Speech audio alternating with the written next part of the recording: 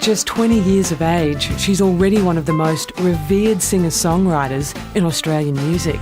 He left a card, a bar of soap and a scrubbing brush next to a note that said, use these down to your bones. With the release of her debut single, Scar, Melbourne-raised Missy Higgins rocketed all the way to #1 on the Australian pop charts and found herself centre stage at the biggest music event of the year. Missy Higgins!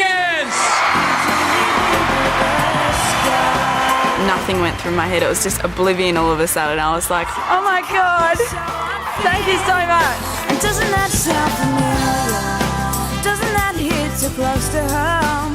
Doesn't that make you see the way things could have gone? When I was young, I was really extroverted. I was a complete tomboy. Like, I used to climb trees and play with guns, and I didn't have any girlfriends. I was only ever hanging around with boys, and I used to be really mean to the girls that tried to come into our little group.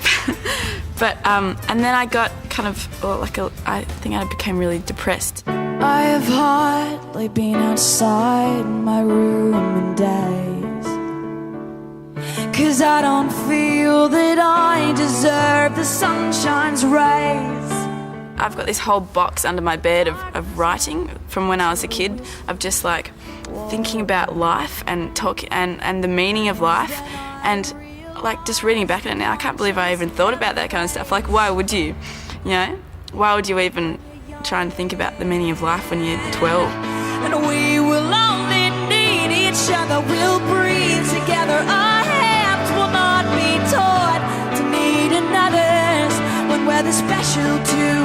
It was just a pretty easy transition to put my writing into songs, because it was just like poetry but with a melody. Pull back the shield between us and I'll kiss you. I discovered this really therapeutic way of writing, of getting my feelings out.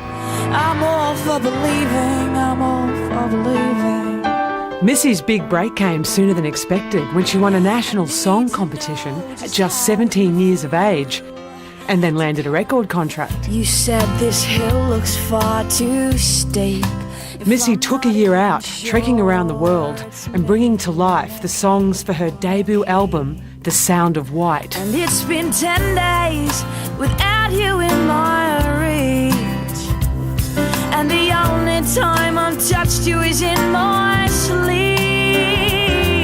I consciously sat down to write a song, and I thought, what am I feeling, you know, the strongest about at the moment? And it was that I was missing someone back home, and so it just so happened that it was in 10 days, which is quite a poetic number. The time has changed, nothing at all. You're still the only one that feels like home.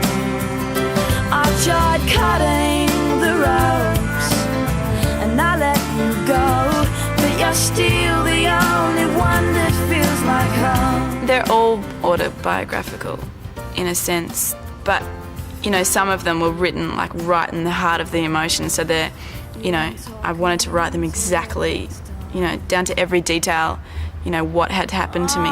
Tell me, did you really think I had gone when you couldn't see me anymore?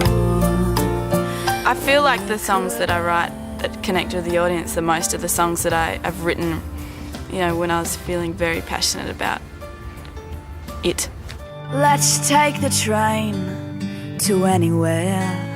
I wanna feel the wind in my hair with you. I think when things affect me, they really affect me. Like, I feel things very deeply. But I mean, in general, I'm a very happy person. It's just that when I write songs, you know, I only ever write songs when I'm not happy. So that's why they come out that way.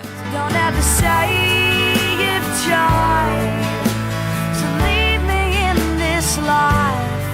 Don't ever say you've tried for the last time. Missy Higgins' debut album, Sound of White, is already multi-platinum in Australia and has remained in the top 10 of the album charts since its release. If things get real for me down here, promise to take me to before you went away. On the verge of international release, Missy is quietly confident about the road ahead. And if I listen to the sound of words, I'm having the best time of my life at the moment. I kind of feel more confident in myself as a songwriter because I was, you know, with the success of the album and the single, before that I was so sceptical about what people were going to think of it. I think I realised just in time, although my old self was hard to find. You can bathe me